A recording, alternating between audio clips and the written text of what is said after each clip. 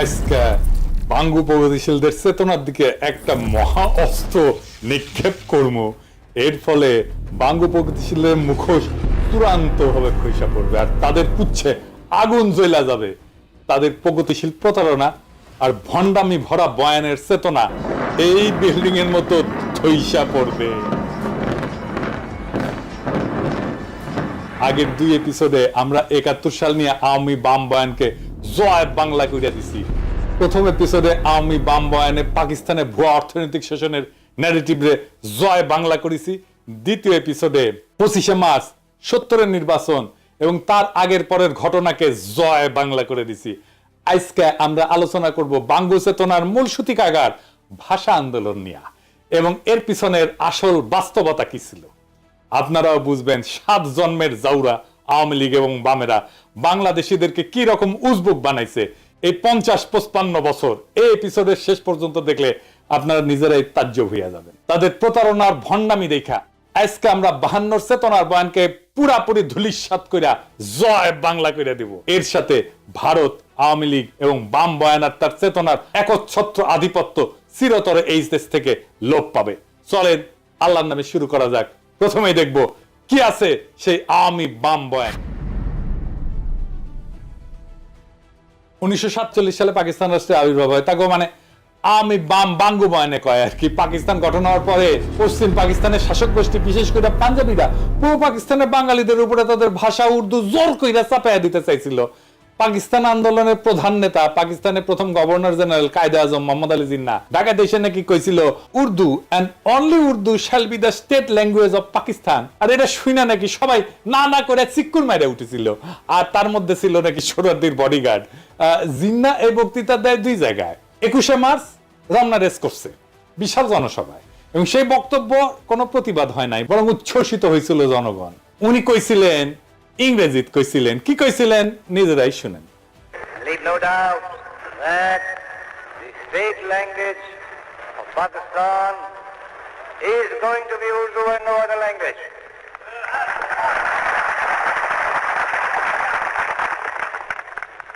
And anyone who tries to mislead you is really the enemy of Pakistan.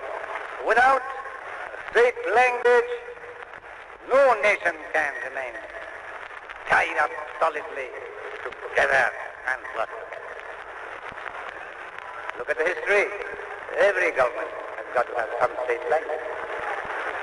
Therefore, so far as the state language is concerned, Pakistan's state language shall be Urdu.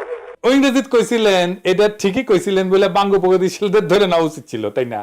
Bangla এটা ছিল এরকম। এই কথা আপনাদের খুব স্পষ্ট করে বলতে চাই, পাকিস্তানের রাষ্ট্রভাষা হবে উর্দু এবং অন্য কোনো ভাষা না। যে আপনাদের ভুল পথে চালানোর চেষ্টা করবে সে পাকিস্তানের শত্রু। কিন্তু আপনি এটা কোথাও দেখবেন না। 24শে মার্চ কার্জন হলে তিনি একই রকম কথা বলছিলেন। শোনা যায় এইখানে বাঙ্গু প্রগতিশীলরা না না কইরা উঠেছিল। এটা একটা সিনেমাটিক প্রচার আছে, কিন্তু কোনো অরিজিনাল ফুটেজ এখনো পর্যন্ত কেউ দেখে নাই। অবাক লাগে না আপনাদের? আসলে বক্তব্য দেওয়ার টাইমে না না করেছিল কিনা আমার সন্দেহ হয়, তাই সেটা দেখাতে পারতেছি না, তাই সিনেমা থেকে দেখাই। হ্যাঁ দেখেন। But the new nation of Pakistan will have one national language, Urdu. এখন বাঙ্গু প্রগতিশীলরা কি কয়, কেন উর্দুকে পাকিস্তানের রাষ্ট্রভাষা করতে চাইছিল? তারা বলে বাঙালিরা যেন চিরকাল পাঞ্জাবিদের অধীনে থাকে, এর ফলে নাকি তাদের শোষণ করতে সুবিধা হবে। পাকিস্তানের শোষণের বয়ান আগের ভিডিও জয় বাংলা করেছি না এটা। এছাড়া তা কয় যে এটা হলো চাকরি শিক্ষা সব জায়গায় বাঙালিরা পিছায় পড়বে। সবচেয়ে ভয়াবহ ব্যাপার যেটা হবে সেটা হইতেছে বাঙালিরা নাকি নিজেদের মাতৃভাষা ভুলে যাবে। সে ভাষায় কথা বলতে পারবে না, মায়ের কোলে বসে ছড়া শুনতে পারবে না। আর এই বয়ান নিয়ে বাঙ্গু প্রগতিশীলরা অনেকগুলো গান লিখেছে, তার মধ্যে অন্যতম বিখ্যাত গান হইতেছে ওরা আমার মুখের ভাষা কাইরা নিতে চায়, তারা কথায় কথায় শিকল পরায় মোদের হাতে পায়। কি অদ্ভুত একটা গান। প্রত্যেক 21শে ফেব্রুয়ারিতে বিভিন্ন জায়গায় স্কুল কলেজে সাংস্কৃতিক প্রোগ্রামে গান বাজানো হয়। এই গান হইতেছে প্রগতিশীলদের কাছে অনেকটা সোহরাওয়ার্দীর বডিগার্ডের 7ই মার্চের ভাষণের মতো। এই গান না বাজাইলে তাদের চেতনা পরিপূর্ণ হয় না। এবার আসেন এই গান আমরা বিশ্লেষণ করি, একে একে চোখে আঙুল দিয়ে দেখাই দিই। পুরা বাঙ্গু বয়ানকে জয় বাংলা করবো আজকে ইনশাল্লাহ। সবার প্রথমে যে কথা উঠে আসে সেটা হইলো ওরা আমার মুখের ভাষা কাইরা নিতে চায়। এটা তো সম্পূর্ণ মিথ্যা বানাওয়াটমূলক একটা অপপ্রচার। এখানে ওরা বলতে পশ্চিমা শাসক গোষ্ঠী অথবা পাঞ্জাবিদেরকে বোঝানো হয়েছে, তাই না? প্রথম পয়েন্ট হইতেছে কায়েদ আজম জিন্নাহ যে ঘোষণা দিছিলেন সেটা হইতেছে পাকিস্তানের সংবিধানে অফিসিয়াল ভাষা বা স্টেট ল্যাঙ্গুয়েজ কি হবে, রাষ্ট্রভাষা কি হবে, রাষ্ট্রভাষা কি হবে। কারণ মাতৃভাষা নিয়ে সেই ভাষণে কোনো আলোচনা হয় নাই, তাই না? মাতৃভাষার অফিসিয়াল ল্যাঙ্গুয়েজ দুইটা ভিন্ন জিনিস। জিন্নাহ এবং পাকিস্তানের আবির্ভাবে মুখ্য ভূমিকা পালনকারী দল মুসলিম লীগ উর্দুকে পাকিস্তানের অফিসিয়াল ল্যাঙ্গুয়েজ, স্টেট ল্যাঙ্গুয়েজ আর আন্তঃপ্রদেশ যোগাযোগকারী ভাষা, যেটাকে ইংরেজিতে লিঙ্গুয়া ফ্রাঙ্কা বলে, সেটা করার সিদ্ধান্ত নিয়েছিল। এবং এই সিদ্ধান্ত যখন না হয়েছিল তখন মুসলিম লীগ করে শেখ মুজিব নিজেও। কেন উর্দুকে লিঙ্গুয়া ফ্রাঙ্কা আর অফিসিয়াল ল্যাঙ্গুয়েজ করার সিদ্ধান্ত নেয় সে আলাপে পরে আসতেছি, তবে আগে দেখি অফিসিয়াল বা স্টেট ল্যাঙ্গুয়েজ কি। অফিসিয়াল ল্যাঙ্গুয়েজ হলো একটা রাষ্ট্রের সরকারি দপ্তরে, আদালতে যে নথিপত্র, কাগজ, রাষ্ট্রীয় আর্কাইভ, চিঠি লেখা আর সংরক্ষণ করা হয় সেইটাকে রাষ্ট্রের অফিসিয়াল বা স্টেট ল্যাঙ্গুয়েজ বলে। আর লিঙ্গুয়া ফ্রাঙ্কা কাকে বলে? লিঙ্গুয়া ফ্রাঙ্কা হইতেছে দেশের বিভিন্ন ভাষাভাষী মানুষের মধ্যে যোগাযোগের কমন মাধ্যম বা মিডিয়াম।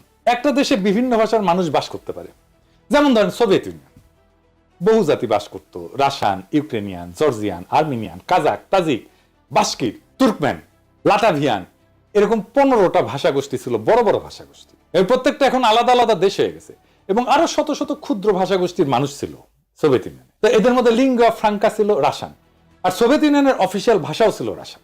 তো বাঙ্গ প্রগতিশীলদের ভারত মাতা তো এক গাদা জাতিগোষ্ঠী আছে না, তো ভারত মাতার ব্যাপারে আসতেছি। কারণ আসল কথা হইতেছে অফিসিয়াল ল্যাঙ্গুয়েজের সাথে নিজের মাতৃভাষা, একটা এলাকার কথ্য ভাষা বিলুপ্ত হয়ে যাওয়ার কোনো সম্পর্কই নাই, থাকতে পারে না। এটা খুব অদ্ভুত এবং স্থূল একটা দাবি, নিতান্তই হাস্যকর।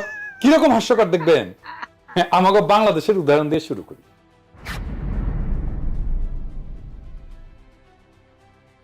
বাংলাদেশের অফিসিয়াল ভাষা হচ্ছে বাংলা, তাই না? আমরা তো সবাই জানি রাষ্ট্রভাষা বাংলা। তো বাংলাদেশে অন্য ভাষাভাষী জনগোষ্ঠী আছে, যেমন সিলেটি আছে, সাতগাই আছে, চাকমা আছে, গারো আছে, সাঁওতাল আছে, অনেক আছে, তাই না? তো আমি চাকমা গারোদের উদাহরণে আজকে যাব না, সিলেটি আর সাতগাই এই ধরে। এই দুই ভাষা বাংলা থেকে সম্পূর্ণ আলাদা ভাষা, তাদের প্রায় সম্পূর্ণ ইউনিক ভোকাবুলারি আছে, শব্দ ভান্ডার আছে, যেটা অন্য কেউ বুঝে না। এমনকি সিলেটি ভাষা তার নিজস্ব বর্ণমালা আছে, যেটাকে সিলেটি নাগরী বলে। একজন সাধারণ বাংলাভাষী মানুষের পক্ষে সিলেটি বা তাটগাইয়া ভাষা বোঝা অসম্ভব, কারণ তাদের ভোকাবুলারি বা শব্দকোষ প্রায় সম্পূর্ণ ভিন্ন। কারণ ঠান্ডা মাথায় ভেবে দেখেন তো, বাংলাকে অফিসিয়াল ভাষা করার ফলে কি সিলেটি বা চিটাগাং এর মানুষ কি তাদের কথ্য ভাষা বা মাতৃভাষা ভুলে গেছে? না, যায় নাই। কেন যাবে? আশ্চর্য কথা। এটা তো কত উদ্ভট একটা দাবি, সেটা কল্পনা করলেও হাসি লাগে। বাঙ্গ প্রগতিশীলদের দাবি যে ওরা আমার মুখের ভাষা কাইরা নিতে চায়, এটা সম্পূর্ণ গাঁজাখুরি একটা দাবি। এখন যদি চিটাগাং বা সিলেটের ভাইয়েরা যদি বলে ওরা আমার মুখের ভাষা কাইরা নিতে চায়, তাহলে বাঙ্গ প্রগতিশীলরা কই যাবে? বাঙ্গ প্রগতিশীলরা আরো বলে যে পাঞ্জাবি ইরানকে আমাদেরকে শোষণ করার জন্য উর্দু আমাদের উপরে চাপাই দিতে চাইছিল। হায় রে দুনিয়া! বাঙ্গ প্রগতিশীলদের আইকিউ আর সাধারণ জ্ঞান অনেক কম হয়, এটা আমরা সবাই জানি। শিক্ষা দীক্ষাতেও তারা সাধারণত লাড্ডা গোড্ডা হয় আর কি, লেখাপড়া কম করে, শেষ করতে পারে না বেশিরভাগ ক্ষেত্রেই। তো যাই হোক, তাই বলে এত কম হয় এটা কল্পনাতীত। আজকে এক ভদ্রলোকের সঙ্গে কথা হইতেছিল, উনি লন্ডনে থাকেন। তো ওনারে কইলাম যে এই বাঙ্গ প্রগতিশীলদের এত আপনারা পাত্তা দেন, বলেন তো দুনিয়ার কোন দেশে, বড় শহরে, কোন শহরে একজন সো কল্ড বাঙ্গ প্রগতিশীল, একজন সাকসেসফুল প্রফেশনাল, ভালো চাকরি বাকরি করে, প্রফেশনালি এক্সট্রিমলি সাকসেসফুল, সমাজের মানুষ তাকে চেনে, নোটিস করে, মানে সমাজে তার প্রভাব আছে? নাই। দুনিয়ায় যে কোনো বড় শহরে, ধরেন London, Paris, new York, Geneva, Sydney, কোথাও পাবেন না। বাম, সেকুলার, আওয়ামী লীগ, এগুলো কোথাও পাবেন না। আহম্মকের দল এটাই জানে না যে পাঞ্জাবিদের নিজেদের মাতৃভাষা বা কথ্য ভাষা উর্দু না, তাদের কথ্য ভাষা হচ্ছে পাঞ্জাবি। পাঞ্জাবি ভাষা হিন্দুস্তানি বা উর্দু থেকে সম্পূর্ণ আলাদা একটা ভাষা। শুনেন, ਚਾਨਣ ਘਟ ਰਿਹਾ ਸੀ, ਹਨੇਰੇ ਦੀ ਆਮਦ ਦੇ ਨਿਸ਼ਾਨ ਪ੍ਰਗਟ ਹੋ ਰਹੇ ਸੀ ਤੇ ਕਹਿੰਦੇ ਆ ਲੋਕਾਂ 'ਚ ਹਾਹਾਕਾਰ। এটা হইতেছে পাঞ্জাবি। কি বুঝতে পারলেন যে এটা যে উর্দু না, এটা যে হিন্দি না? শুধু তাই না, পাকিস্তানের সীমান্ত প্রদেশের পশতুনদের মাতৃভাষা হচ্ছে পশতু, সিন্ধুর ভাষা সিন্ধি, বেলুচিস্তানের ভাষা বালুচ। এই সমস্ত প্রত্যেকটা ভাষা আলাদা আলাদা। কেউ কি নিজেদের ভাষা ভুলে গেছে উর্দুকে অফিসিয়াল ল্যাঙ্গুয়েজ করার ফলে? কারো কি ভাষা কায়দা না হয়েছে? পুরো দাবিটা এত বোগাস, এটাকে যে লজিক দিয়া, যুক্তি দিয়া ভ্রান্ত প্রমাণ করা লাগতেছে, সেটা ভাবতে অবাক লাগে। ধরে নিলাম পাঞ্জাবিরা আমাদের শোষণ করতে চায়, তাহলে তো তারা পাঞ্জাবিকে রাষ্ট্রভাষা করার ঘোষণা দিত, উর্দুকে না, তাই না? জিন্নার জন্ম সিন্ধুর করাচি শহরে। উনার দাদা গুজরাটের অধিবাসী, তাদের কথ্য ভাষা গুজরাটি ছিল। মোহাম্মদ আলী জিন্নাকে ছোটবেলাতে ইংল্যান্ডে চলে যাওয়ার ফলে ইংলিশে বেশি স্বাচ্ছন্দ্য বোধ করতেন উনি, এবং সেই ভাষাতেই কথা বলতেন। ধরে নিলাম যে উনার নিজের ভাষা আমাদের উপরে চাপাই দিতে চাইতেছিলেন। তাই যদি হইতো তাহলে উনি গুজরাটিকে পাকিস্তানের একমাত্র রাষ্ট্রভাষা করার ঘোষণা করতেন, উর্দুকে না, তাই না? জেনারেল আইয়ুব খান উনি সীমান্ত প্রদেশের মানুষ ছিলেন, জন্ম সীমান্ত প্রদেশের হরিপুর জেলা রেহানা নামের একটা গ্রামে। তো আপনার রেহানা নাম শোনেন না, এটা কিন্তু এই গ্রাম থেকে আসছে। ওনাদের মাতৃভাষা অন্য পাঠানদের পশতুদের চেয়ে আলাদা ছিল। ওনার মাতৃভাষা ছিল হিন্দকো। ইয়াহিয়া খান ছিলেন কিজিলবাস, এর মাতৃভাষা ছিল ফার্সি বা যেটা ইরানের ভাষা।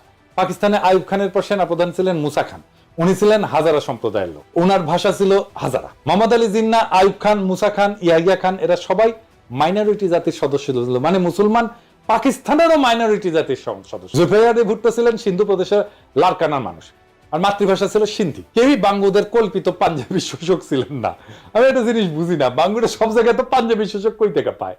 আরে সামারগিরি করে ভুয়া বয়ান বানাবু, জাইনা শুনে গোজা মিল দিয়া বানা, এর গোজা দেয় কিন্তু মিলে না। এরপর আবার বালসুনের মতো লেজে গবরে একখান বয়ান বানায়, জাতিকে সেটা গিলায় আজীবন তাদের অন্ধ করে রাখার স্বপ্ন দেখি। 47 থেকে 71 পর্যন্ত পাকিস্তানে যতগুলা প্রধান বিচারপতি ছিল, একজনের মাতৃভাষা উর্দু ছিল না। সবাই 5 জন ছিল মোট, এর মধ্যে 2 জন ছিল বাঙালি। তাদের নাম বলি, মিয়া আব্দুল রশিদ পাঞ্জাবি ছিল, মোহাম্মদ মুনির পাঠান ছিল, এআর কর্নেলিয়াস উনি অ্যাংলো ইন্ডিয়ান ছিলেন, ফজল আকবর বাঙালি ছিলেন, হামুদুর রহমান বাঙালি ছিলেন। বিভিন্ন গুরুত্বপূর্ণ ব্যক্তিদের মধ্যে কালে ভদ্রে 2-1টা পাঞ্জাবি নাম পাওয়া যায়, কিন্তু সবাই বিভিন্ন জাতের মানুষ, অনেকেই মাইনরিটি জাতের মানুষ। এদের কারো তো কোনো সমস্যা হইলো না উর্দুকে অফিসিয়াল ল্যাঙ্গুয়েজ করার ফলে, কেউ তো বোঝার দাবি তুললো না, ওরা আমার মুখের ভাষা কাইরা নিতে চায়। এদের কারো তো চাকরি বাকরি পাইতে, শিক্ষিত হইতে, রাজনীতি করতে কোনো অসুবিধা হয় নাই। যত অসুবিধা বাঙ্গু প্রগতিশীলদের। বাঙ্গু প্রগতিশীলরা যে কত বড় সামারের সামার, বাটপারের বাটপার, সেটা দেখতে পারবেন। আসেন এবার গানের আর বাঙ্গু বয়ানের আর একটা দাবি নিয়ে। উর্দুকে রাষ্ট্রভাষা করা হলে নাকি বাংলাদেশি বয়াতিদের নাইসা নাইসা গান গাওয়া বন্ধ হয়ে যাবে।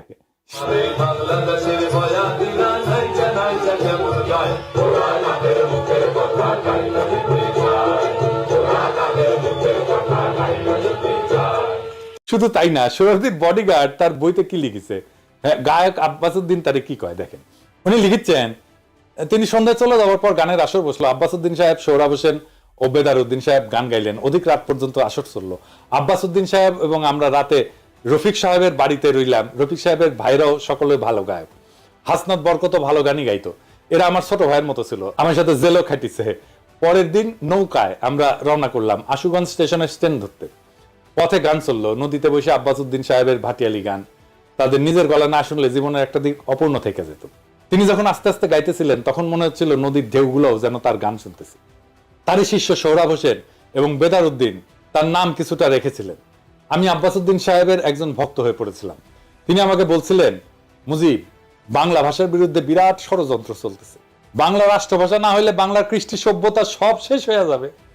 আজ যে গানকে তুমি ভালোবাসো এর মাধুর্য মর্যাদা নষ্ট হয়ে যাবে। যা কিছু হোক, বাংলাকে রাষ্ট্রভাষা করতেই হবে। আমি কথা দিয়েছিলাম এবং কথা রাখতে চেষ্টা করেছিলাম। কি আজগুবি এক দাবি, বাংলা অফিসিয়াল না হইলে নাকি বাংলার কৃষ্টি সভ্যতা সব শেষ হয়ে যাবে, গানের মাধুর্য মর্যাদা নাকি গোল্লায় যাবে। উজবুকের দল সম্পূর্ণ ডাহা মন গড়া এই সমস্ত দাবি তুলছে। 47-এর আগ পর্যন্ত ইংরেজ আমলে আমাদের অফিসিয়াল ভাষা কি ছিল? কি ছিল? ইংরেজি। তো ইংরেজি, আবার কইতেছি ইংরেজি। তখন কি ইংরেজি আমলে বাংলার বয়াতিরা নাইসা নাইসা গান গাওয়া ভুলে গেছিল? 200 বছরের বেশি তো শাসন করেছিল, তাই না? তো এই 200 বছরে কি গান গাওয়া ভুলে গেছিল?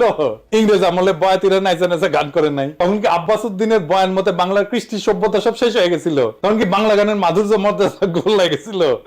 বাংলা সাহিত্য সবচেয়ে বেশি প্রসার লাভ করেছিল কখন? ইংরেজ আমলে। বাংলা ভাষার সৃষ্টি হয়েছে ইংরেজ আমলে। আধুনিক বাংলা ভাষা যেটা আমরা বলি, বিশেষ করে বাংলা গদ্য সাহিত্যের সৃষ্টি হয়েছে ইংরেজ আমলে। পদ্য সাহিত্যের যা প্রসার ঘটছে তার সিংহভাগ ইংরেজ আমলে। বিভিন্ন বাংলা পত্র পত্রিকা, মাসিক সাহিত্য পত্রিকা সব ইংরেজ আমলে শুরু হয়েছিল। 1800 সালে কলকাতাতে ইংরেজদের ফোর্ট উইলিয়াম কলেজ প্রতিষ্ঠার পরে বাংলা সাহিত্য সৃষ্টি এবং প্রসার লাভ করা শুরু করে। বাংলা সাহিত্য এবং কালচার যারা সৃষ্টি এবং ডিফাইন করছে, রাজা রামমোহন রায়, ঈশ্বরচন্দ্র বিদ্যাসাগর, মাইকেল মধুসূদন দত্ত, বঙ্কিম, শরৎ, রবীন্দ্রনাথ, নবীন চন্দ্র সেন, সব কয়টা ইংরেজ আমলের মানুষ। ইংরেজ আমলে ইংরেজি অফিসিয়াল ভাষা নিয়ে তাদের তো বাংলা সাহিত্য চর্চার বিকাশে কোনো বাধা সৃষ্টি হয় নাই। আর 47 সালে পাকিস্তান তৈরির পর আব্বাস উদ্দিন, আব্দুল লতিফ এগো চেতনার চোদন জায়গায় উঠলো। 47-এর আগে আব্বাসউদ্দিন লতিফেরা গান করে নাই, ওদের কাছে গানের মাধুর্য তখন গোল্লায় যায় নাই। পাকিস্তান উর্দুকে অফিসিয়াল ভাষা করতে গেল, চেতনা জায়গায় উঠলো। উর্দুর ইতিহাস নিয়ে একটু পরে আসতেছি। এদের দাবি যে কত শয়তানি আর ষড়যন্ত্র ভরা, সেটা আস্তে আস্তে টের পাবেন।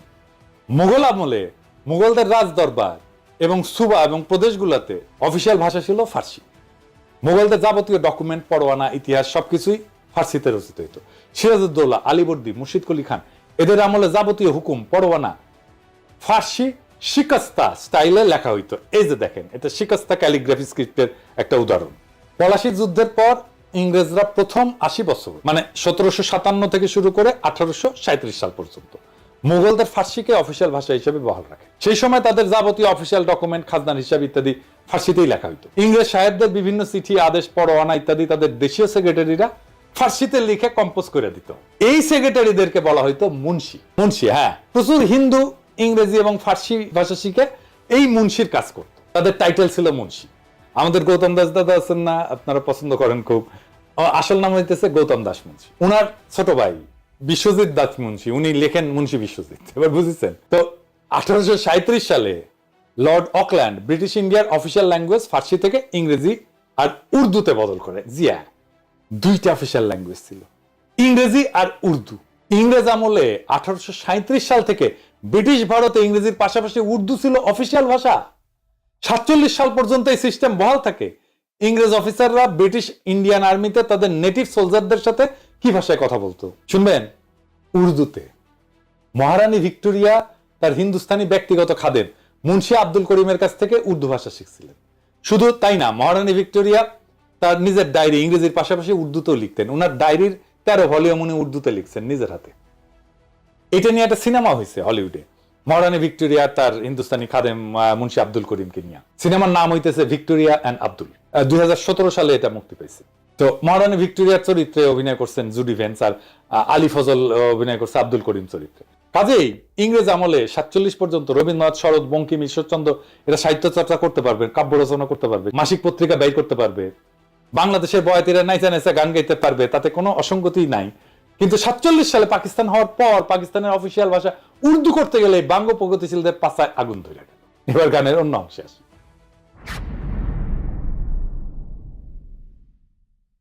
আর কথা মনে কইরা রাখি কইরা যায় ঘুম পাড়াই লাগাই তোদের ও মায় সোনা মানিক জাদু বলে চুমা দিয়া লইতো বলে সোনা মানিক জাদু বলে চুমা দিয়া লইতো বলে আলো জাদুর কইরা কইতো মরে আর জানা মার বুকে যায় ওরা মায়ের মুখে কথা কাইরা দিতে যায় ওরা মায়ের মুখে কথা কাইরা। আচ্ছা বলেন, অফিসিয়াল ভাষার সাথে দুঃখিনী মায়ের তার সন্তানকে সোনা মানিক জাদু বলে চুমা দিয়া লইতো কোলে আয়সান আমার বুকে, আয়ের সম্পর্ক কি? ইংরেজ আমলে কি কোনো বাঙালি রমণী তার সন্তানকে বাংলা ভাষায় সোনা মানিক জাদু বলে চুমা দিয়া কোলে নেয় নাই? কি আশ্চর্য একটা দাবি। বাঙ্গ প্রগতিশীলরা আবার এর মধ্যে দুঃখিনী মায়ের ঢুকেছে। কত বড় বাটপারেরা।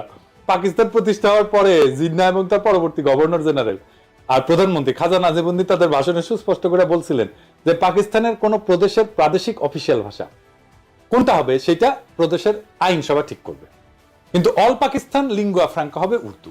আগেই বলছি, পাকিস্তানে বহু ভাষার মানুষ বাস করত, পাঞ্জাবি, বাঙালি, পাঠান, বালুচ, হাজরা, সিন্ধি, কিজিলবাস। এদের সবার আন্তঃযোগাযোগ বা ইন্টার কমিউনিকেশনের জন্য উর্দু ছিল সবচেয়ে মোক্ষম ভাষা, কারণ এরা সবাই উর্দু জানতো। মানে ধরেন হাজরা সম্প্রদায়ের মানুষ বাংলা জানে না তো, বেলুচরা বাংলা জানে না তো, তাহলে রাষ্ট্রভাষা যদি বাংলা করে তাহলে কেমনে হবে বলেন তো? উর্দু শব্দটা আসছে তুর্কি ভাষা থেকে। মূল তুর্কি শব্দটা ছিল অর্দু, যার অর্থ হচ্ছে সেনাবাহিনী বা সামরিক শিবির বা ক্যাম্প। এই অর্দু শব্দটা পরবর্তীতে ফার্সি, তারপরে উর্দুতে এসে দাঁড়ায় জাবানি উর্দু, অর্থাৎ সেনাবাহিনীর ভাষা। এই উর্দু থেকেই উর্দি মানে সেনাবাহিনীর পোশাক শব্দটা আসছে। কেন উর্দু? এর জন্য অল্প একটু ইতিহাস বলি, শোনেন, ভালো লাগবে আপনাদের। আরবরা যখন নবীজির ওফাতের পর বিভিন্ন সাম্রাজ্য যেমন রোমান, পারস্যদের পরাজিত কইরা নিজেদের সাম্রাজ্য বানায়, সেটা সর্বপ্রথম উমাইয়া আমলে ভারতবর্ষ পর্যন্ত পৌঁছায়। মোহাম্মদ বিন কাসেমের নেতৃত্বে মুসলমানরা 711 সালে মাকরান, বেলুচিস্তান আর সিন্ধু প্রদেশ জয় করে। মোহাম্মদ বিন কাসিম সিন্ধু থেকে নদী ধইরা উত্তর দিকে বর্তমান পাঞ্জাবের মুলতান পর্যন্ত জয় করছিলেন। এইখানে আরবদের বিজয় থেমে থাকে প্রায় 300 বছর। ততদিনে উমাইয়াদের পতন হইয়া আব্বাসীয় খলিফারা আসছেন এবং আব্বাসীয় সাম্রাজ্য দুর্বল হইয়া বিভিন্ন খণ্ডে বিভক্ত হয়ে গেছে। আব্বাসীয় সাম্রাজ্যের পূর্ব দিকের প্রদেশ ইরান, খোরাসান আর তুরানে সামানিদ নামে একটা সালতানাত প্রতিষ্ঠা হয় 874 থেকে 999 সাল পর্যন্ত। তুরান হইতেছে তুর্কিদের এলাকা।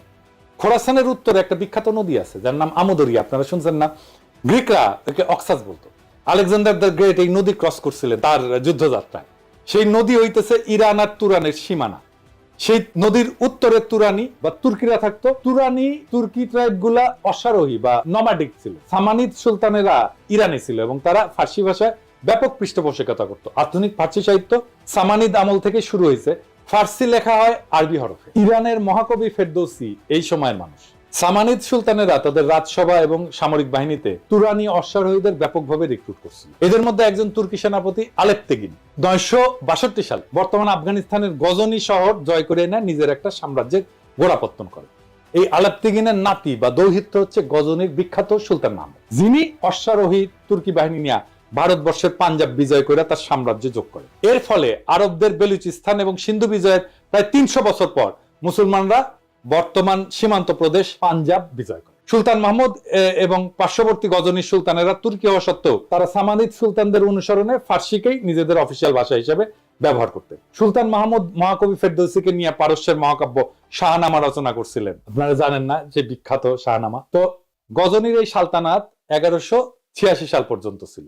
1186 সাল পর্যন্ত আফগানিস্তানের ঘুর শহরে তুর্কিক সেনাপতি মুইজুদ্দিন মোহাম্মদ ঘুরি গজনির সালতানাতকে বিজয় করে যোগ করেন নিজের সাম্রাজ্যে। এরপর উনি 1192 সালে দিল্লির কাছে নিজের বর্ম আচ্ছাদিত ঘোড়সওয়ার হেভি ক্যাভারলি এই তুর্কি বাহিনী নিয়ে তরাইনের যুদ্ধে রাজপুত রাজা পৃথ্বীরাজ চৌহানকে পরাজিত করে ভারতবর্ষের মুসলমানদের প্রথম কেন্দ্র দিল্লি সালতানাত প্রতিষ্ঠা করেন। এই সময়ে দিল্লি সালতানাতে তুর্কি, আফগান, ইরানি এই সমস্ত মুসলিম জাতি সেনা হিসেবে দলে দলে যোগ দেয়, কিন্তু তারা অফিসিয়াল ভাষা হিসেবে তাদের আগের গজনীর সুলতান মাহমুদ এবং সামানিদদের অনুসরণে ফার্সিকেই বহাল রাখে। ভারতবর্ষে মুসলিম শাসনের সূচনা হয় দিল্লি সালতানাতের মধ্য দিয়ে। এরপরে আস্তে আস্তে মুঘল বাদশাহ আওরঙ্গজেবের সময় প্রায় পুরো ভারতবর্ষ মুঘলদের অধীনে আসে। মুঘলরাও ফার্সির ব্যবহার জারি রাখে। দিল্লি ছিল সালতানাতের রাজধানী বা কেন্দ্রবিন্দু। দিল্লির আশেপাশের এলাকায় খারি বলি নামে একটা ভাষা প্রচলন ছিল। এত জাতের মুসলিম দিল্লিতে সেটেল করার ফলে তারা এই খারি বলি ভাষা ব্যবহার শুরু করে। এর মধ্যে যুক্ত হয় অসংখ্য ফার্সি আর আরবি শব্দ, মানে যেগুলো ধার করা শব্দ। আমাদের বাংলাতে অসংখ্য ধার করা শব্দ আছে। খারবলি আর ফার্সি এই দুইটা মিলে তৈরি হয় উর্দু ভাষা। একে হিন্দুস্তানি ভাষাও বলা হয়, কারণ এটার উৎপত্তি হিন্দুস্তানে দিল্লি সালতানাতের সময়। দিল্লি সালতানাতের আমলে 1300 শতকে বিখ্যাত কবি আমির খসরু, যাকে ভারতের তোতাপাখি বলা হয়, উনি এই উর্দু ভাষায় সাহিত্য রচনা করেন এবং তাকে উর্দু সাহিত্যের জনক বলা হয়। এই উর্দু ভাষাকে ফার্সি আরবি হরফেই লেখা হতো স্বাভাবিকভাবেই, কারণ যারা শিক্ষিত, যারা এই সাহিত্য রচনা করতেন, তারা অলরেডি সেই হরফের রাষ্ট্রীয় কাজে ফার্সিতে ব্যবহার করতেন। এখন হিন্দুস্তানে বিভিন্ন জাতের মুসলমানদের সমাগম ঘটে। ইরানি, তুরানি, আফগান, পাঠান, তাজিক, উজবেক, হাজরা ইত্যাদি। ভারতবর্ষের মুসলমানদের সেনা সামরিতে এরকম অনেক জাতের ঘোড়সওয়ার সৈন্য সেনাপতির সমাগম হইতো। তারা এই হিন্দুস্তানি ভাষায় নিজেদের মধ্যে কমিউনিকেশন করতেন। এই জন্য এই ভাষার নাম হয়েছে উর্দু বা ক্যাম। বোঝা গেছে? মুঘল বাদশাহ জাহাঙ্গীর, শাহজাহান, আওরঙ্গজেব থেকে শুরু করে বাহাদুর শাহ জাফর পর্যন্ত সবার মাতৃভাষা ছিল উর্দু। শেষ বাদশাহ বাহাদুর শাহ জাফর উর্দুতে একজন উৎকৃষ্ট কবিও ছিলেন। মুসলমানরা যখন ডেকান বা হিন্দুস্তানের দক্ষিণে নর্মদা নদীর বিন্ধ্য পর্বতমালার দক্ষিণে নিজেদের সালতানাত এক্সপ্যান্ড করে, সেই ডেক্কানেও মুসলমানরা লিঙ্গুয়া ফ্রাঙ্কা হিসেবে উর্দু ব্যবহার করে। দক্ষিণের উর্দুতে তামিল, তেলেগু থেকে অনেকগুলো ধার করা শব্দ আছে, এই জন্য সেটাকে দক্ষিণী উর্দু বলা হয়। কিন্তু হায়দ্রাবাদের নিজামরা যাতে তুর্কি হইলেও তারা হায়দ্রাবাদে উর্দুতেই কথা বলতেন। এমনকি হায়দার আলী আর টিপু সুলতান সুদূর দক্ষিণে মহীশূর রাজ্যের পত্তন করলেও সেখানেও মুসলমানরা লিঙ্গুয়া ফ্রাঙ্কা হিসেবে উর্দু ব্যবহার করতেন। যেমন ভারতের তেলেঙ্গানা রাজ্য ডেকান বা দাক্ষিণাত্যের একটা রাজ্য। ডেকানের হিন্দুদের ভাষা উত্তর ভারত থেকে আলাদা। দক্ষিণ ভারতের হিন্দুরা উত্তর ভারতের হিন্দিতে কথা বলতে চায় না। তেলেঙ্গানার মূল আঞ্চলিক ভাষা তেলেগু। সেই তেলেঙ্গানার মুসলমানরাও উর্দুকে নিজেদের লিঙ্গুয়া ফ্রাঙ্কা হিসেবে ব্যবহার করে। এই যে দেখেন, তেলেঙ্গানার রাজধানী শহর হায়দ্রাবাদের এমপি আসাদুদ্দিন ওয়াইসি উর্দুতে বলা কথা আর ভাষণ। तरीके से उसको तरतीब दी गई कि अक्सरती तबके के लोग जीत जाएं और मुस्लिम अकलियत के लोग कामयाब होने में बड़ी मुश्किलात पेश आए। इसीलिए 2007 में सच्चर कमेटी ने कहा था, सिफारिशात में कहा कि अब जब हदबंदी होगी तो माकूल तरीके से बनाए जाए ताकि मुसलमान पार्लियामेंट और असेंबली के इलेक्शन जीत सके। পুরা উপমহাদেশে পাঠান, পাঞ্জাবি, সিন্ধি, উত্তরপ্রদেশ, হায়দ্রাবাদ, কর্ণাটক, দক্ষিণী সব জাতের মুসলমান উর্দুকে লিঙ্গুয়া ফ্রাঙ্কা হিসেবে ব্যবহার করে। কারো কারো মধ্যে কোনো কুরকুরানি কিন্তু হয় নাই। এক বিচিত্র উদ্ভট কারণে আওয়ামী ভারতীয় প্রোপাগান্ডায় বিশাল উপমহাদেশের বিভিন্ন জাতের মুসলমানদের মধ্যে শুধু পূর্ব বাংলার বাঙালিদেরকে উর্দুতে ঘৃণা করা শিখাইতে সক্ষম হয়েছে। কিন্তু হিন্দু আর্যদের সংস্কৃত ভাষা থেকে শব্দ নিয়ে উর্দু ভাষাকে হিন্দিতে রূপান্তর করার পর সেই হিন্দিকে আবার এইসব বাঙ্গ প্রগতিশীলদের কাছে জনপ্রিয় করছে। এই দেখেন আমগের ট্যাঙ্ক ড্যান্সার আজকাল পুলিশের ভ্যানে লাথি গুতা খাওয়া আসানুল লকিনু ক্যাঙ্গে করে হিন্দি করছে, শুনে। 71 सन का मुक्तियुद्ध में पाकिस्तान हमका विरुद्ध था एवं पाकिस्तान हमका साथ लड़ाई किया था। उस टाइम से जमात इस्लामी एक आतंकवादी संगठन था जो मानुष को, आदमी को मार दिया, नारी को मार दिया। वो संगठन पाकिस्तान बैक करता है एवं वो संगठन का जो आदमी मारा था उसका लिए विचार कर रहा है, फांसी भी हो गया। ये संगठन का साथ पाकिस्तानी का एवं पाकिस्तानी गोয়েন্দা संस्था ISI का गভীর ताल्लुक है। তো পাকিস্তান রাষ্ট্র 1947 সালে জন্ম নেয়। ভারতবর্ষে মুসলমানদের দিল্লি সালতানাত মোগল সালতানাতের উত্তরসূরি হিসেবে। স্বাভাবিকভাবেই মুসলিম সালতানাতের হেরিটেজ হিসেবে উর্দুকে পাকিস্তানের বহু ভাষাভাষী মানুষের মধ্যে লিঙ্গুয়া ফ্রাঙ্কা আর অফিসিয়াল ল্যাঙ্গুয়েজ হিসেবে নির্ধারণ করা হবে, এটা খুব স্বাভাবিক। ভারতবর্ষে মুসলমানদের সালতানাতের ইতিহাসের সাথে যারা পরিচিত তাদের কাছে এটাই ন্যাচারাল। এর বিরোধিতা যে কত বড় ষড়যন্ত্র সেটা আপনারা একটু পরে দেখবেন, ষড়যন্ত্র কারা করছে সেটাও দেখবেন, তাজ্জব হয়ে যাবেন তাদের নির্লজ্জতা দেখে।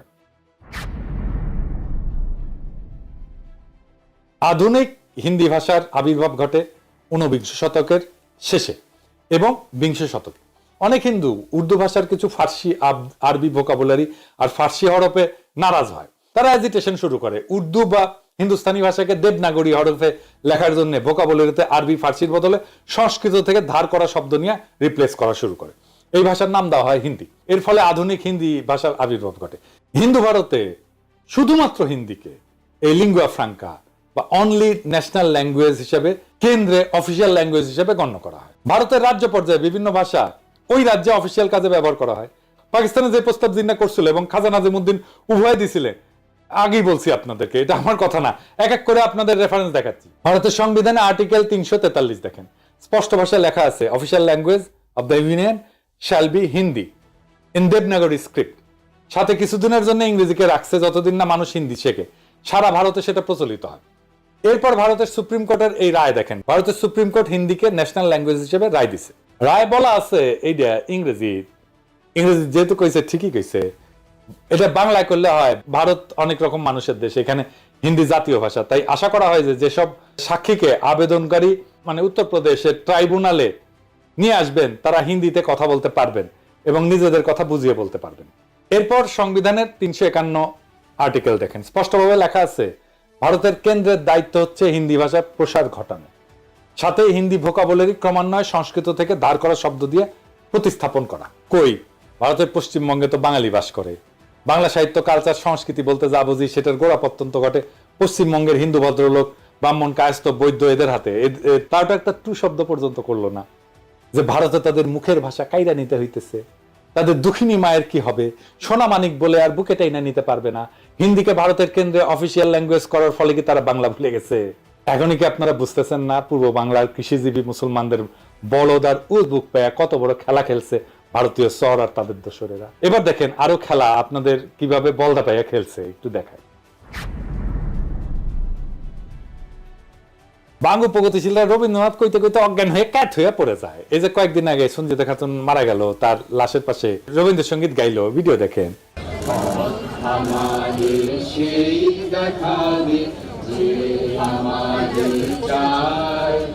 আমি অভয় মনে ছাড়ব তোরি, এই শুধু মোর দান। এখন আপনাকে আমি এই রবীন্দ্রনাথের একটা চিঠি পড়ে শোনাইতেছি, তাহলে বুঝবেন এই বাঙ্গু প্রগতিশীলদের ভারত মাতা, আওয়ামী লীগ আর বামেলামিরা কিরকম বলদ বানাইছে। The Mahatma and the poet এই নামে একটা বই আছে, যেখানে রবীন্দ্রনাথ এবং গান্ধীর মধ্যে লেখা চিঠিপত্র সংকলন করা হয়েছে। এটা সংকলক সব্যসাচী ভট্টাচার্য আর এক ভট্টাচার্য। 21 জানুয়ারি 1918 বিহারের মতিহারি থেকে গান্ধী রবীন্দ্রনাথকে একটা চিঠি লেখে। এই পত্রে গান্ধী রবীন্দ্রনাথের মতামত জানতেছে একটা বিষয়টা হইতেছে হিন্দিকে ভারতের একমাত্র জাতীয় ভাষা বা ন্যাশনাল ল্যাঙ্গুয়েজ করার ব্যাপারে, এই ভাষাকে আন্তঃপ্রদেশ যোগাযোগ এবং জাতীয় সমস্ত কমিউনিকেশনের ব্যাপারে চালু করা গান্ধীর প্রশ্ন ছিল এইরকম ইংরেজি, যে এটা কি ঠিক না যে হিন্দি একমাত্র সম্ভাব্য জাতীয় ভাষা এবং বিভিন্ন আন্তঃপ্রদেশের যোগাযোগের জন্য ভাষা হইতে পারে? চিঠির উত্তরে শান্তিনিকেতন থেকে 24শে জানুয়ারি 1918-তে রবীন্দ্রনাথ এই প্রস্তাবে সম্মতিসূচক মতামত দেন এবং হিন্দিকে ভারতের একমাত্র জাতীয় ভাষা যা আন্তঃপ্রদেশ যোগাযোগের জন্য উপযুক্ত বলে মতামত প্রদান করেন। তিনি স্পষ্ট বলছিলেন, হ্যাঁ, হিন্দি একমাত্র সম্ভাব্য জাতীয় ভাষা হইতে পারে ভারতের। আবার পড়ে শোনাচ্ছি, Hindi is the only possible national language in India. তবে এও বলেন, যেহেতু তাদের প্রজন্ম ইংরেজি শাসনের অধীনে বড় হয়েছে, ইংরেজি ভাষাতে নিজেদের মতামত আর্টিকুলেট করে হিন্দিকে সম্পূর্ণরূপে প্রচলন করতে আরেক জেনারেশন বড় হওয়া লাগবে। গান্ধী গুজরাটি, মাতৃভাষা গুজরাটি, এবং রবীন্দ্রনাথ বাঙালি, বিনা দ্বিধায় হিন্দিকে একমাত্র জাতীয় ভাষা হিসেবে মাইনে নিল। ভারত স্বাধীন হওয়ার পরে ভারতের সংবিধানেও হিন্দিকে একমাত্র অফিসিয়াল ভাষা হিসেবে ঢুকানো হইল এবং এর পাশে ইংরেজিকে রাখা হইল যতদিন নতুন প্রজন্ম হিন্দি না শিখে। যে বাঙ্গ প্রগতিশীলরা এত রবীন্দ্রনাথ বই করলে পাগল হইয়া যায়, কাইট হয়ে পড়ে যায়, সে রবীন্দ্রনাথ নিজেই তো তার দেশ ভারতে হিন্দিকে সর্বভারতীয় ভাষা হিসেবে প্রমোট করছে। এখানে বাঙ্গ প্রগতিশীলদের আইকন রবীন্দ্রনাথ তাহাউকে করে নাই যে সে তার মাতৃভাষা ভুলে যাবে। পশ্চিম বাংলার কোন কবি সাহিত্যিক তো এটা একটা টু শব্দ করে নাই, যেহেতু রবীন্দ্রনাথ কইছে, ঠিকই কইছে। আর জিন্না একই কথা কইয়া ভিলেন হইয়া গেল বাঙ্গ প্রগতিশীলদের কাছে। এটা কত বড় সামার বাটপারের বাটপার দেখেছেন। ভারতের কেন্দ্রে, সচিবালয়, আদালতে, আর্মিতে সব জায়গায় অফিসিয়াল ভাষা হচ্ছে হিন্দি বা ইংলিশ।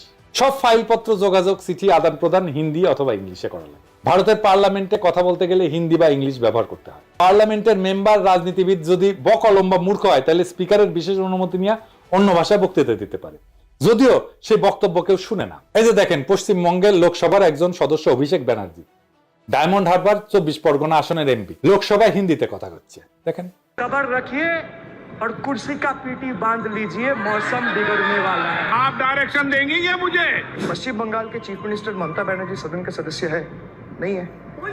तो उन्होंने क्यों टिप्पणी किया? বাঙ্গু প্রগতিশীলরা তো ভারত মাতা শুইয়া কায়েত, এরা কিন্তু ভারত মাতার বিরুদ্ধে একটা টু শব্দ করবে না। আপনাদের কি আসলে বিশ্বাস হয় যেই সব 7 জন্মের জাউরাজ, আওয়ামী লীগ, সিপিবি, বামপন্থী বুদ্ধিজীবী সাহিত্যিক যেমন শাহরিয়ার কবির, কমিউনিস্ট মুনির চৌধুরী, যারা ভাষা আন্দোলন নিয়ে লাফাইছে, তারা কি এইটার জবাব দিতে পারবে যে যদি 47-এর দেশভাগ না হইয়া আমরা যদি অখণ্ড ভারতের অংশ হইতাম তাহলে কেন্দ্রে অফিসিয়াল ভাষা কি হইতো? হিন্দি হইতো তো, তাই না? তো তারা কি হিন্দি ব্যবহারের বিরুদ্ধে একটা টু শব্দ করতো? তারা তো তাদের গুরুদেব রবীন্দ্রনাথের আদেশ দেখে কাইট হয়ে পড়ে যেত। আসলে ওদের সবসময় উদ্দেশ্য ছিল ভারত মাতার এজেন্ডা বাস্তবায়ন করা। আমাদের আগের 2টা এপিসোডে দেখাইছি, এপিসোডের মাধ্যমে সেটা আবার স্বতঃসিদ্ধভাবে প্রমাণ করলাম আপনাদের সামনে আরেকবার। এরা সব সময় এই ভূখণ্ডের মুসলমানদেরকে দুর্বল করে রাখতে চাইছে, এখনো সেটার জন্য আপ্রাণ চেষ্টা করে যাচ্ছে। সেই জন্য প্রথম থেকে ষড়যন্ত্র করে তাদের দেশীয় লেসপেন্সারদের মাধ্যমে এই সমস্ত ভুয়া বয়ান তৈরি করে বিলি করেছে। পাকিস্তান তৈরি হওয়ার পর থেকে এদের উদ্দেশ্য ছিল উপমহাদেশের মুসলমানদের মধ্যে যাতে বন্ধন না থাকে, একতা না থাকে, মুসলমানরা যাতে কোনোভাবে এক দেশে বসবাস না করে। মুসলমানরা যদি একতাবদ্ধ শক্তিশালী থাকে তাহলে তো ভারত মাতার বিশাল বিপদ সামনে, তারা তাদের অখণ্ড ভারত পুনরুদ্ধারের স্বপ্ন বাস্তবায়ন করতে পারবে না। এই জন্যই ভারত নিজে হিন্দিকে নিজের অফিসিয়াল ল্যাঙ্গুয়েজ বানায় পূর্ব বাংলার মুসলমানদেরকে উজবুক বানাইছে তাদের দেশীয় দোসরের মাধ্যমে। এখনো খেয়াল করলে দেখবেন ইউটিউবে বা ফেসবুকে পশ্চিমবঙ্গের বাঙালিরা এসে এই ব্যাপারে উস্কানি দেয়। যখন কোনো উর্দু গানে বা পাকিস্তানের কোনো কিছুতে বাংলাদেশি কেউ লাভ দেয়, লাইক দেয় বা কোনো একটা কমেন্ট করে, এইসব পশ্চিমবঙ্গের বাটপাট সামাররা এসে কয় তোদের ভাষা উর্দু নাকি? কত বড় সামারেরা! তখন এরা ওপার বাংলা থেকে ভাষা আন্দোলনে ব্যাপকভাবে উস্কানি দিছিল, প্রোপাগান্ডা চালাইছিল। এদের প্রোপাগান্ডা কি জিনিস সেটা সবাই আজকে ভালোভাবে বুঝছেন। দেখেন, আপনাকে মৌলিক যখন কেন্দ্রে যায়, মোদির সাক্ষাৎকার নেয়, তখন হিন্দিতে কথা কয়। मोदी जी रिपब्लिक बांग्ला में पहली बार बहुत बहुत स्वागत है। नमस्कार, बहुत बहुत शुक्रिया आपको मोदी जी। मोदी जी, ये जो पूरा जो माहौल है, हजारों में लोग यहाँ पे आए हैं, क्या कुछ नहीं हुआ? ये प्रोग्राम को बंद करने के लिए लोगों को रोका गया, 144, 144 इशू किया गया, बहुत सारे जगहों पे रोक नहीं पाए। ममता बनर्जी को मोदी से इतना डर क्यों है? পশ্চিমবঙ্গের হিন্দু বাঙালিদের কাছে এটা কিন্তু কোনো আপত্তির বিষয় না, কিন্তু মুসলমানরা উর্দু কইলে তাদের হোগা জ্বলে যায়, তাদের হোগায় আগুন জ্বলে ওঠে দাউ দাউ করে। এইবার আসি ষড়যন্ত্রের অন্তিম পর্যায়ে। 52 সালের 21শে ফেব্রুয়ারির ঘটনা। 21শে ফেব্রুয়ারি নিয়ে যেই বয়ান প্রচলিত তাতে বলা হয় পাকিস্তানি পুলিশ হঠাৎ কইরা বলা নাই কওয়া নাই নিরীহ ছাত্রদের মিছিলে গুলি বর্ষণ করে, যেখানে তারা রাষ্ট্রভাষা বাংলা চাই স্লোগান দিতে দিতে শান্তিপূর্ণ মিছিল করতেছিল। এর ফলে হতাহত হয় বেশ কিছু ছাত্র জনতা, কিন্তু বাস্তবতা ছিল সম্পূর্ণ বিপরীত। প্রথম পয়েন্ট হচ্ছে গুলি চালাইছিল প্রাদেশিক সরকার, কেন্দ্রীয় সরকার না। পুলিশ ছিল প্রাদেশিক সরকারের অধীনে এবং পূর্ব বাংলা পুলিশে বাঙালিরাই চাকরি করত। প্রাদেশিক সরকারও সম্পূর্ণভাবে বাঙালি ছিল। মুখ্যমন্ত্রী ছিল ময়মনসিংহের নুরুল আমিন, মন্ত্রিসভা ক্যাবিনেট ছিল 100% বাঙালি। দ্বিতীয় গুরুত্বপূর্ণ পয়েন্ট হইতেছে পুলিশ লাফায় এসে ছাত্রদের উপরে গুলি চালায় না। আওয়ামী লীগ এবং কমিউনিস্ট পার্টির ছাত্র সংগঠন অনেক উস্কানি দিয়াও কোনো পাল্টা সাড়া না পেয়ে একটা সিন ক্রিয়েট করার জন্য প্রাদেশিক আইনসভার দিকে হামলা করতে যায়। তখন প্রাদেশিক আইনসভা ছিল এখন যেটা বাংলা একাডেমি, ওইটা। সেদিন প্রাদেশিক আইনসভার সদস্যদের একটা মিটিং এর ডেট ছিল। সেখানে আওয়ামী বামেরা প্রাদেশিক আইনসভার সদস্যদেরকে আইনসভায় যোগ দিতে বাধা প্রদান করে শারীরিকভাবে, তাদের গাড়ি পর্যন্ত আটকায়। পুলিশ এসে তাদেরকে সরাই দিতে চায়, রাস্তা ক্লিয়ার করে দিতে চায়। তখন লীগের আর কমিউনিস্টদের ছাত্রকারা পুলিশের উপরে চড়াও হয়, পুলিশ লাঠিচার্জ করে। লীগের গুন্ডারা এরপরে পুলিশের দিকে ঢিল ইট পাটকেল ছড়া শুরু করে এবং পুলিশেরা আহত হয়। তো এই সমস্ত বামেরা কি ধরনের হয় দেখেছেন তো, পুলিশদেরকে কিভাবে আক্রমণ করে এবং তারপরে বলে আমাকে আক্রমণ করছেন কেন, দেখেন না? এই যে দেখেন, এই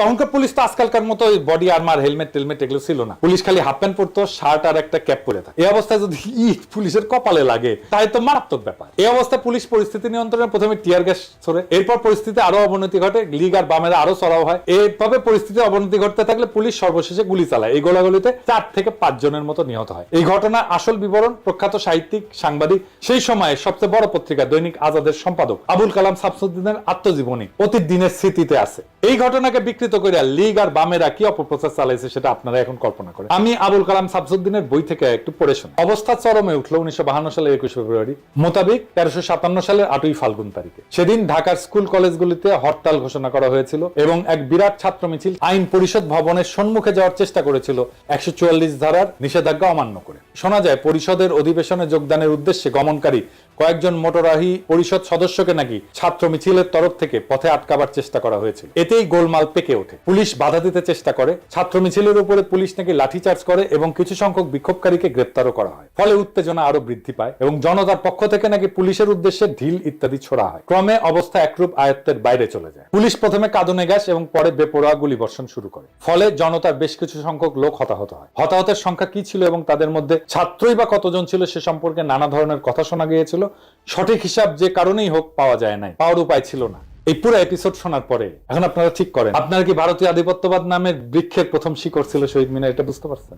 আওয়ামী লীগের তৈরি করা হুজুগে আবেগ বাদ দিলে শহীদ মিনার এবং এই সংক্রান্ত পুরো ন্যারেটিভ হচ্ছে ভারতীয় চক্রান্তের কাছে আমাদের পরাজয়ের সর্বপ্রথম ঘটনা। এটাকে সেলিব্রেট করা আর পলাশী যুদ্ধের লর্ড টাইপের বিজয়কে সেলিব্রেট করা একই কথা। প্রিয় দর্শক, এতক্ষণ যা শুনলেন তা শুধু ইতিহাস না, এটা একটা চেতনার ময়ূরপুচ্ছ ছিঁড়ে ফেলার রক্তাক্ত ঘোষণাপত্র। বহুদিন ধরে আমরা ভাবছি 21 ফেব্রুয়ারি মানেই ভাষার জন্য আত্মাহুতি, কিন্তু কে লিখছিল সেই নাটকের চিত্রনাট্য, কে বসে বসে বানাইছিল সেই ট্র্যাজেডির আবহ? এটা কি মাতৃভাষার বিজয় ছিল, না এটা ছিল একটা সুচারু প্রতারণা? ভারতের প্রথম পেরেক ঠোকা আমাদের ভূখণ্ডের আত্মপরিচয়, আমাদের ঐতিহ্যে, আমাদের আত্মমর্যাদায়। ভাষার নামে চলা ষড়যন্ত্রের নোংরা স্ক্রিপ্ট আমরা আজকে ছিঁড়ে ছিঁড়ে ফেলে দিচ্ছি। আমরা সেই প্রজন্ম যারা আর হুজুগে শহীদ মিনারে খালি পায়ে শুধু গানই করতে যাব না, আমরা প্রশ্ন করব। আমরা সেই প্রজন্ম যারা জানে রাষ্ট্রভাষা আর মাতৃভাষার পার্থক্য কোথায়। আমরা সেই প্রজন্ম যারা ইতিহাসের ভাঙা পাথর গুড়ায় নতুন সত্যের মিনার গড়তে চায়। আজকে আমরা ঘোষণা করতেছি, চেতনার নামে চালানো ভারতীয় আধিপত্যের অপপ্রচার আর চলবে না। এই ইতিহাস যারা জানে না তারা আবেগে ভাসে, আর যারা জানে তারা বিদ্রোহে দাঁড়ায়। এটাই শেষ কথা। আজ চেতনার বেদীতে শ্রদ্ধা নয়, আত্ম অনুসন্ধান চাই। ইনকিলাব জিন্দাবাদ।